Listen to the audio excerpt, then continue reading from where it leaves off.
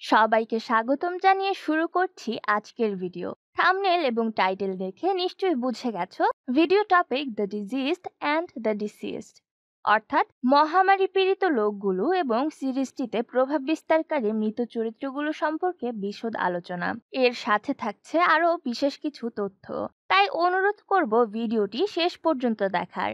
তবে তার আগে বলে নিতে চাই, আজকের ভিডিওটি শুধুমাত্র কিংডম সিজন 1, 2 এবং আশিন অফ দ্য নর্থের উপর ভিত্তি করে তৈরি। তাই আগের ভিডিওগুলো না দেখে থাকলে আজকের ভিডিওটি না বুঝতে পারার সম্ভাবনাই বেশি। তাই ভিডিওগুলো না দেখে থাকলে ডিসক্রিপশনে দেওয়া লিংক থেকে দেখে আসতে পারো। যদিও সিজন 3 সম্পর্কে অফিসিয়ালি এখনো কোনো ঘোষণা আসেনি, তবে সিরিজটির screenplay writer Kim Eun Hee the Hollywood রিপোর্টারের সাথে এক সাক্ষাৎকারে জানিয়েছে সিরিজটি নিয়ে তার 10 বছরের পরিকল্পনা আছে। কারণ সিরিজটি নিয়ে কাজ করার সময় তার মধ্যে বেশ রকমের সৃজনশীলতা কাজ করে। তবে পুরোটাই আসলে নির্ভর করছে নেটফ্লিক্সের উপর। আদৌ তারা সিজন 3 নিয়ে আসছে কিনা বলা মুশকিল। যেহেতু করোনার কারণে সবকিছুর স্বাভাবিকতা ব্যাহত হয়েছে, এক্ষেত্রেও তাই ঘটেছে। তবে আশা রাখা যায় যেভাবে সিজন 2 শেষ হয়েছে, ভবিষ্যতেও হয়তো আরো সিজন আসতে চলেছে।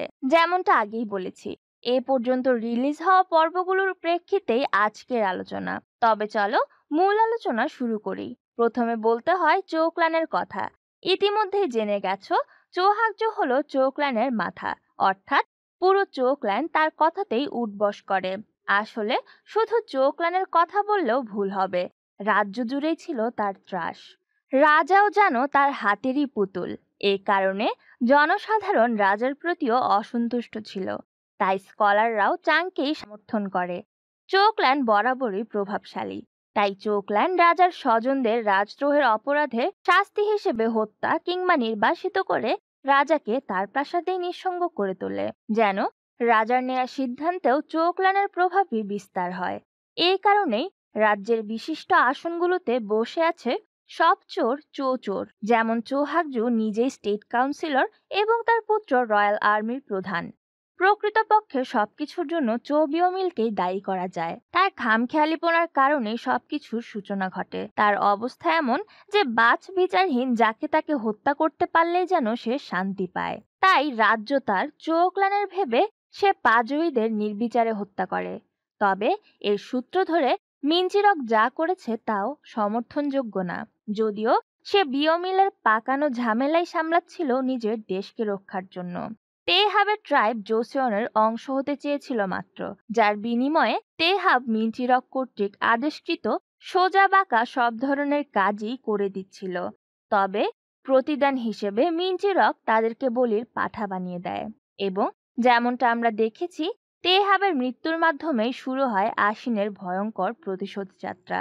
যখন রাজার মৃত্যু হয়, ক্ষমতার লোভে অন্ধ চো হাকজু মৃত রাজাকে দানব রূপে জীবিত করে ফিজিশিয়ান লি এর সাহায্যে। প্রশ্নটা আসা খুবই স্বাভাবিক যে রাজার জীবিত থাকার সাথে রানীর সন্তান প্রসবের কি সম্পর্ক, এবং চাং ইতিমধ্যেই যেহেতু যুবরাজ, তাহলে তাকে কেন যুবরাজ পদ থেকে সরিয়ে তার প্রাণহরণ করা হবে? চাংয়ের মা ছিল একজন কনকিউবাইন। রাজার জীবদ্দশায় চাংই তার একমাত্র সন্তান, তাই কনকিউবাইনের সন্তান হলেও রাজার বংশধর হিসেবে সেই যুবরাজ পদ লাভ করে। কিন্তু রানী নম্বর 2 বা কন্যা অফ চো হাকজু রাজার বৈধ স্ত্রী বলে রাজার জীবদ্দশায় তার গর্ভ থেকে ভূমিষ্ঠ ছেলে সন্তানই বৈধতা পাবে এবং চাং অবৈধ বলে বিবেচিত হবে। ফলে তাকে তার পদ থেকে সরিয়ে দেওয়া হবে, এবং যাতে করে রানীর পুত্র সন্তানের বিপরীতে রাজা হওয়ার জন্য কোনো প্রতিদ্বন্দ্বী না থাকে, সেজন্যই চাংকে হত্যা করা হবে। রাজাকে জীবিত করার পর প্রথমে দানি এবং পরবর্তীতে ফিজিশিয়ান লি নিজেই মানসিক দানবের শিকার হন এবং নিজেও একটা দানবে পরিণত হন। তার সাগরেদ বলেই ফিজিশিয়ান লি দানির লাশ নিয়ে যায় জিউলহনে, কিন্তু রাজার ভক্ষণকৃত বাকি লাশগুলোকে ফেলে দেওয়া হয় প্রাসাদের লেকের ভেতর। যদিও লি সিয়াং হুই একজন দক্ষ ফিজিশিয়ান, কিন্তু রেজারেকশন প্ল্যান সম্পর্কে তার জ্ঞান ছিল অপ্রতুল। কারণ রেজারেকশন প্ল্যান সম্পর্কে তার জানতে পারাটাই ছিল আশিনের অসৎ উদ্দেশ্য। আশিন তাকে রেজারেকশন প্ল্যান সম্পর্কে জানালেও লাশগুলোর দানব রূপে ফিরে আসা নিয়ে কিছুই জানায়নি। কিন্তু এ বিষয়েও পরিষ্কার করে এখন অবধি সিরিজটিতে কিছু বলা হয়নি লি কি করে দানব রূপে ফিরে আসার বিষয়টি জানতো। হয়তো এ নিয়ে পরীক্ষা নিরীক্ষা করেই তিনি ইমজিন যুদ্ধের ময়দানে চৌহাগজোর কাছে পৌঁছান। বাহ্যিক দৃষ্টিতে চৌহাগজোর সুমাংগ্রামবাসীদের সাহায্যে ইমজিন যুদ্ধে জয়লাভের বিষয়টি যুক্তিসঙ্গত মনে হলেও রাজ্যের উচ্চ আসনে বসেছে বলে এই লোকগুলোর প্রাণের দাম কি এতটাই সস্তা ছিল? চৌহাগজোর এ পরিকল্পনা প্রথমে লর্ড আন মেনে নিতে পারেননি, কারণ দেশ রক্ষা বলতে তার কাছে শুধু দেশের ভূমি না, সেই সাথে দেশের প্রত্যেকটা মানুষের প্রাণ রক্ষাও সমান গুরুত্বপূর্ণ। কিন্তু যখন দেখা গেল যে ছোট্ট একটি অংশের প্রাণের বিনিময়ে সমস্ত দেশকে রক্ষা করা যেতে পারে, লর্ড আন তাতে অনিচ্ছা সত্ত্বেও সম্মতি জানালেন। ৩,০০০ সৈন্যের বিপরীতে মাত্র ৫০০ সৈন্য নিয়ে বিজয় অর্জনের কারণে তিনি সকলের কাছে অত্যন্ত শ্রদ্ধাভাজন ও সমাদৃত হয়ে ওঠেন ওয়ার হিরো হিসেবে। সে সময় তিনি গিয়ংসেং প্রদেশের শাসক এবং সামরিক নেতা ছিলেন। তার বাসস্থান ছিল গিয়ংসেং প্রদেশের সাংজু, যার কিছু দূরেই সুমাং গ্রামের অবস্থান। গ্রামের লোকেদের হত্যা করে তাদের দানব রূপে জাগিয়ে তোলা হয়। রাত হতেই যারা জাপানের সৈন্যদলের উপর ঝাঁপিয়ে পড়ে। এমন অসম্ভব জিনিস চোখের সামনে দেখে এবং দানবদের আক্রমণে জাপানের সৈন্যদল সহজেই ধরাশায়ী হয়। যদিও এ পাপের বোঝা লর্ড আন ও তার সৈনিকদের কুরে কুরে খাচ্ছিল, তাই জীবনের অন্তিম মুহূর্তে দকসাং ইয়ংশিনের কাছে ক্ষমা চায় তার গ্রামবাসীদের হত্যার জন্য। এবং লর্ড আন যুদ্ধ জয়ের যশ খ্যাতি সব উপেক্ষা করে অবসর নিয়ে নেন। এবং এ সময় তার মায়ের মৃত্যু হলে পাহাড়ে থেকে তিনি শোক পালন করতে থাকেন। ৩ বছর পর প্রথম তিনি তার পাহাড়ের বাসস্থান ছেড়ে জনসম্মুখে ফিরে আসেন, শুধুমাত্র এই খবর জানার পর যে গিয়ংসেং জুড়ে এমন কথা ছড়িয়ে পড়েছে যে ডংনেতে এমন একটি রোগের প্রকোপ এসেছে যাতে আক্রান্ত ব্যক্তিগুলো মৃত হয়েও মৃত থাকে না। তাই এ সম্পর্কে ইনভেস্টিগেশন করতে বের হয়ে খুব সহজে এবং নিঃসংকোচে যুবরাজ ও বাকিদের প্রাণ বাঁচাতে সক্ষম হয় লর্ড আন ও তার দল, যেহেতু দানব সংহার সম্পর্কে তাদের আগে থেকেই জানা আছে, আর এমনটাই সন্দেহ করেছিল সেওবি। এখন এ প্রশ্ন আসাটাই স্বাভাবিক, চৌহাগজু যখন দানবগুলোর দিনে বিচরণের ব্যাপারটি জানতো, তবে লর্ড আন কি করে জানতো না? কারণটা খুবই সহজ।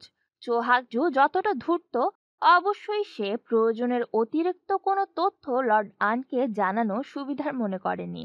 যুদ্ধ পরবর্তী ৩ বছর যখন তিনি শোক পালনে ব্যস্ত, তখন রাজ্য জুড়ে একের পর এক চৌ বদমাস তার আধিপত্য বিস্তার করে চলেছে। এর মধ্যে রাজার অসুস্থতা, চাঙের রাজদ্রোহের ব্যাপারেও লর্ড আন কোনো প্রতিক্রিয়া দেখাননি। যুদ্ধ জয়ের জন্য সুমাংগ্রামে গণহত্যার কারণে তিনি চৌহাগজুর কাছে অনেকটা জিম্মি ছিলেন। তাই চৌহাগজুর পূর্ণ বিশ্বাস ছিল যে লর্ড আন কখনোই তার বিরুদ্ধে যাবে না।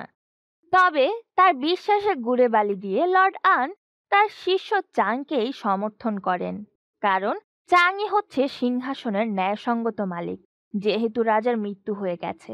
তাছাড়া ছোটবেলায় চাংকে তিনি ন্যায়পরায়ণতা এবং উপযুক্ত শাসক হওয়ার শিক্ষা দিয়েই গড়ে তুলেছেন। তাই চাংই সিংহাসনে বসে দেশের ভাগ্যের শোধন ঘটাতে পারবে, আর এমন বিশ্বাস ইয়ংশিনের মধ্যেও দেখা যায়। এ কারণেই বিশ্বস্ত সাথীর মতো সে যুবরাজের পাশে চলতে থাকে। আরেকটি জিনিস পরিষ্কার করে বলতে চাই, সিরিজটির প্রধান চরিত্রকে কখনো যুবরাজ বলছি, আবার কখনো চাং বলছি। প্রকৃতপক্ষে সিরিজটির শুরু থেকেই চাং জোসনের রাজা, কারণ সিরিজটি শুরু হয় রাজার মৃত্যু পরবর্তী সময় থেকে। তবে কথাটা এখানেই থেকে যাচ্ছে যে তার রাজ্যাভিষেক কখনো সম্পন্ন হয়নি এবং দেশবাসীর কাছে সত্যটা কখনো প্রকাশিতও হয়নি। চাংয়ের বাবা অর্থাৎ রাজা সবসময় চেয়েছেন চাংয়ের ভাগ্য তার স্বজনদের মতো কিংবা তার মতো যেন না হয়। তিনি চেয়েছেন চাং যেন আত্মনির্ভরশীল হয়ে দেশকে সঠিক পথে পরিচালিত করতে পারে এবং যোগ্য রাজা হয়ে দেশের হিতে কাজ করতে পারে। চাং নিঃসন্দেহে দেশের যোগ্য রাজা হওয়ার সব গুণ সম্পন্ন, কিন্তু তার পার্সোনাল গার্ড মুয়ং তার উপর আস্থা রাখতে পারেনি, যদিও সে যুবরাজের সাথে শেষ পর্যন্ত থাকার ওয়াদা করেছিল।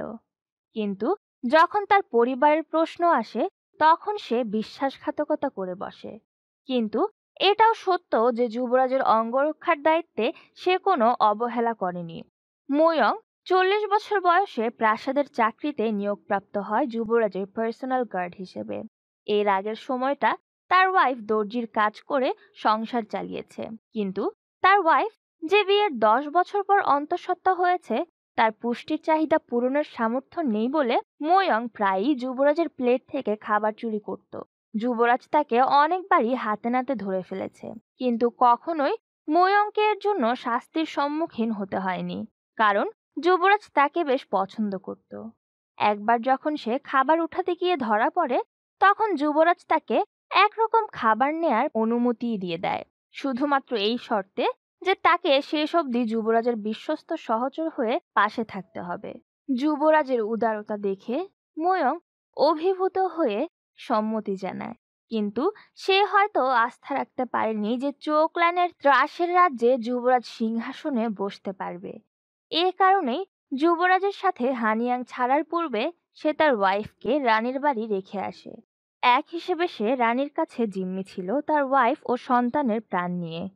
এ কারণে সে যুবরাজের অনুপস্থিতিতে লর্ড আনের কামড় খাওয়া চৌহাগজুকে নিয়ে যাত্রা করেছিল, যেন তার বিনিময়ে সে তার ওয়াইফকে ফিরে পেতে পারে। কিন্তু রানীর তো অন্য প্ল্যান ছিল অন্তঃসত্ত্বাদের নিয়ে, যার খবর চৌহাগজুও পায়নি। চৌহাগজু কখনোই বাবা হিসেবে তার মেয়েকে প্রাপ্য স্নেহটুকু দেয়নি, বরং তাকেও ক্ষমতা হাতানোর জন্য পেয়াদা হিসেবে ব্যবহার করেছে। বাবার কাছে বরাবরই অবজ্ঞার পাত্র হয়ে রানী তাই সাইকোপ্যাথে পরিণত হয়। তাই চৌহাগজুকে হত্যা করে তার নিথর দেহের দিকে তাকিয়ে রানী বলতে থাকে, মেয়ে হয়ে জন্মেছি বলে কি আপনি আমাকে এতটা ঘৃণা করেন? জীবনের কোনো ক্ষেত্রেই আমার আপনার অবলম্বনের প্রয়োজন ছিল না। আপনি যা কিছু নিজের জন্য চেয়েছিলেন সব আজ আমার হতে চলেছে। আমি সর্বক্ষমতা সম্পন্ন হেয়ঞ্চ, এবং এই রাজ্যকে আমার দাসত্ব স্বীকার করতেই হবে। কিন্তু যখন রানী বুঝতে পারে তার এই স্বপ্ন সত্য হবার নয়, তখন তার আদেশে কারাগারে বন্দি দানবদের মুক্ত করে দেওয়া হয়, যেন সিংহাসন তার না হলে আর কারো হতে না পারে। অবশ্য এখানে পুরো দোষ রানীকেও দেওয়া যায় না। যে মানুষটা ছোটবেলা থেকেই ক্ষমতার জন্য যে কোনো পর্যায়ে যাওয়ার মানসিকতা দেখে বড় হয়, স্বাভাবিকভাবে তার কাছেও ক্ষমতার সত্তা অর্জন করাটাই মুখ্য হয়ে দাঁড়ায়।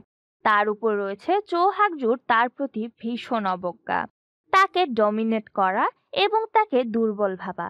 তাই তার মধ্যে এই ধারণা সৃষ্টি হয় যে ক্ষমতা থাকলে তার কোনো কিছুরই পরোয়া করতে হবে না। চৌহাগজুকে হত্যা করে রানী রয়্যাল কমান্ডারি ডিভিশনের উপর কর্তৃত্ব স্থাপনের জন্য চৌ বিয়ম পালকে তার প্রধান নিযুক্ত করে। তাছাড়া রানীকে তন্ত্রবিদ্যার প্রতি আস্থাশীল হতেও দেখা যায়। তার বাবা চৌহাগজু দুষ্টু বুদ্ধির ভাণ্ডার। রাজ্যকে বাঁচানো তার কর্তব্য, কিন্তু সাধারণ মানুষ তার অন্তর্ভুক্ত নয়। সিংহাসনের প্রতি তার যত কর্তব্য, কিন্তু যতক্ষণ তার স্বার্থে কোনো আঘাত আসছে না। রানীর সন্তানের সত্য যখন তার সামনে আসে, তখন সে পরিষ্কার শব্দে জানিয়ে দেয় যে দেশের সিংহাসনে সে কোনো অনভিজাত বাচ্চাকে বসতে দিতে পারে না। সিংহাসনে বসার অধিকার শুধুমাত্র রাজবংশীদেরই। মোট কথা বড় বুদ্ধির হলেও চৌহাগজুর মানসিকতা বেশ ছোট। জেন্ডার ডিসক্রিমিনেশন তার মধ্যে প্রবলভাবে দেখা যায়, কারণ গোষ্ঠীর ছেলে সন্তানদেরই সে বেশি প্রাধান্য দিয়ে থাকে। এ কারণেই রানী সিংহাসনে বসে তার বাবাকে উদ্দেশ্য করে বলে, আপনি দেখেছেন বাবা, কেউ আমার কাছ থেকে কিছুই ছিনিয়ে নিতে পারেনি। ঠিক এরপরই দানবরা তার উপর ঝাঁপিয়ে পড়ে, আর এর সাথেই শেষ হয় চৌক্লানের ক্ষমতা দখলের খেলা। কিন্তু বিয়মপাল তো বেঁচে আছে। তাহলে আসলে বিয়মপাল কখনোই তার চাচা বা তার সন্তানদের মতো ছিল না। দংনের ম্যাজিস্ট্রেটও হয়েছে সে তার চাচার হুমকি ধামকির কারণেই। আমার তো মনে হয় বিয়মপাল এই সিরিজের সবচেয়ে ভাগ্যবান ব্যক্তি, কারণ বেশ কয়েকবার মৃত্যুর মুখোমুখি হলেও প্রত্যেকবারই ভাগ্যগুণে তার প্রাণ রক্ষা পেয়েই গেছে। যদিও সিওবিকে পাওয়া তার ভাগ্যে জোটেনি। কমেন্ট বক্সে জানাও তোমাদের মতামত কি। বিয়মপাল লাকি হলেও তার চাচার ক্ষেত্রে তা বলা যাচ্ছে না, কারণ চাংকে জব্দ করার সব প্ল্যানই তার ব্যাকফায়ার করেছে। যেমন চাংকে গিয়ংসেং এ আটকে ফেলা এবং মোংয়ং সাজেতে তাকে দানব রাজার সাথে বন্দি করে দেওয়া, যেন নিজের প্রাণ বাঁচাতে চাং তার বাবাকে শিরশ্ছেদ করে সকলের সামনে রাজার হত্যাকারী প্রমাণিত হয়। প্রথম অবস্থায় সফলতা পেতে দেখা গেলেও এর পরবর্তী অবস্থা তো আমাদের জানাই আছে। তবে এটা তার পাপেরই ফল। চৌহাগ্য লোকটা এত বদমাশ প্রকৃতির, এটাও সম্ভব যে সে রাজার প্রথম স্ত্রীকেও হত্যা করেছে কিংবা করিয়েছে, অথবা প্রথম রানীও চৌকলানিরই কন্যা ছিল। একটা জিনিস আমার খুব অদ্ভুত লাগলো, যে এ পর্যন্ত রাজার প্রথম স্ত্রী, চাংয়ের মা এবং চৌহাগ্যর স্ত্রীর কোনো ভূমিকাই দেখানো হয়নি।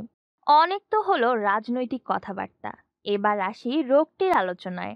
বেগুনি ফুলের এই ছোট উদ্ভিদের সাহায্যে পুনরুজ্জীবিত করা যায় বলে একে রিজারেকশন প্ল্যান্ট বলা হয়। এই উদ্ভিদটি ঠান্ডা পরিবেশে জন্মায়, যেমন পেসাগুন অঞ্চল এবং ফ্রোজেন ভ্যালি। তোমরা যদি খেয়াল করে থাকো তাহলে দেখবে যে সিজন 1 এর শেষ পর্বে বিয়ম পাল এবং সিওবি ফ্রোজেন ভ্যালির গুহাতে ভাঙা কাঠের টুকরো এবং শিকল দেখতে পেয়েছিল। বলাই যায় এর পেছনে এবং এই অঞ্চলের রিজারেকশন প্ল্যান্টের বিস্তারে রয়েছে আশিনেরই হাত। তবে এই গাছটির জন্য আসলে কিছুই হচ্ছে না, অর্থাৎ এই উদ্ভিদটির মৃতকে বাঁচিয়ে তোলার মতো তেমন কোনো বিশেষত্ব নেই। প্রকৃতপক্ষে মৃতকে জাগিয়ে তোলার জন্য দায়ী এক ধরনের পরজীবী, যারা ঠান্ডা পরিবেশ পছন্দ করে এবং তথাকথিত রিজারেকশন প্ল্যান্টের পাতায় লেগে থাকে এদের ডিম। তাই ঠান্ডা পরিবেশে পরজীবীগুলো রাত এবং দিনে বিচরণ করে, তবে অত্যাধিক তাপ এদের আরো বেশি সক্রিয় করে তোলে। পরজীবীগুলো হোস্টের শরীরে প্রবেশের পর হোস্টের মস্তিষ্কের দিকে অগ্রসর হয় এবং হোস্টের মস্তিষ্কের নিয়ন্ত্রণ নিয়ে নেয়। এ কারণে হোস্টের মধ্যে কোনো চিন্তা চেতনা থাকে না। তবে এ সম্পর্কে আরো ভালোভাবে বুঝতে হলে হোস্টের টাইপ ধরে এগোতে হবে। টাইপ 1 হিসেবে আমরা হরিণটিকে ধরতে পারি, যেটি রিজারেকশন প্ল্যান্ট খেয়ে নিয়েছিল এবং জম্বিতে পরিণত হয়েছিল, অর্থাৎ সরাসরি ডিম খেয়ে নিলেও খাদক জম্বিতে পরিণত হয়। আবার হরিণটিকে খেয়ে বাঘটিও জম্বিতে পরিণত হয়েছিল। প্রকৃতপক্ষে হরিণটিকে খাওয়া মানে ওয়ার্মগুলোকেই খেয়ে ফেলা, তাই এই বাঘটিকে টাইপ 2 ধরতে পারি। টাইপ 1 বা 2 এর আক্রমণে কেউ জম্বিতে পরিণত হয় না, যেমন বাঘ শিকারী দলটি এবং পাজুই জার্চনরা। বাঘের কামড় খেয়েও এরা জম্বিতে পরিণত হয়নি, যার কারণটা একটু পরেই বলছি। এবার আসি টাইপ 3-তে, মৃত ব্যক্তি যাদের রিজারেকশন প্ল্যান্টের সাহায্যে জাগিয়ে তোলা হয়। আর এটা শুধু স্নায়ুতন্ত্র নষ্ট হয়নি যে সকল লাশের, তাদের ক্ষেত্রেই সম্ভব। আমাদের শরীরের বেশিরভাগ কাজই কেন্দ্রীয় স্নায়ুতন্ত্র দ্বারা সংগঠিত হয়, অর্থাৎ মস্তিষ্ক দ্বারা নিয়ন্ত্রিত হয়। তাই মস্তিষ্ক অবিকৃত লাশগুলোর ক্ষেত্রেই শুধু এটি সম্ভব, কারণ পরজীবীগুলো ব্রেনের নিয়ন্ত্রণ নিয়ে নেয় আর স্নায়ুতন্ত্রের মাধ্যমে বডি ফাংশনগুলো চালু থাকে। টাইপ 1 এর মতো এরাও জম্বিতে পরিণত হয়, যেমন রাজা লর্ড আশিনের হত্যা করা চুপাজিন ব্যারাকের সৈনিকগুলো ও তার গ্রামবাসী এবং সুমাংগ্রামের বাসিন্দারা। তবে এদের কামড়ের মাধ্যমে পরজীবীগুলো ভিকটিম অর্থাৎ নতুন হোস্টের শরীরে প্রবেশ করলেও হোস্ট জম্বিতে পরিণত হয় না। তবে হোস্ট অসুস্থ হয়ে মারা যায়, যেমন দানি এবং চৌবদমাস। যদিও চৌবদমাসের মৃত্যু রানীর দেওয়া বিষক্রিয়ায় হয়েছে, কিন্তু সিওবি তার প্রাণ না বাঁচালে তার অবস্থাও দানির মতোই হতো। এদেরকে আমরা টাইপ 4 হিসেবে ধরে নিতে পারি। জম্বি বাঘটির কামড় খাওয়া লোকগুলোকেও এর অন্তর্ভুক্ত করা যেতে পারে। পঞ্চম এবং সবচেয়ে ভয়ঙ্কর টাইপ হলো চৌবদমাসের এক্সপেরিমেন্টের প্রথম কয়েদিটি এবং জিউলহুনের রোগীরা।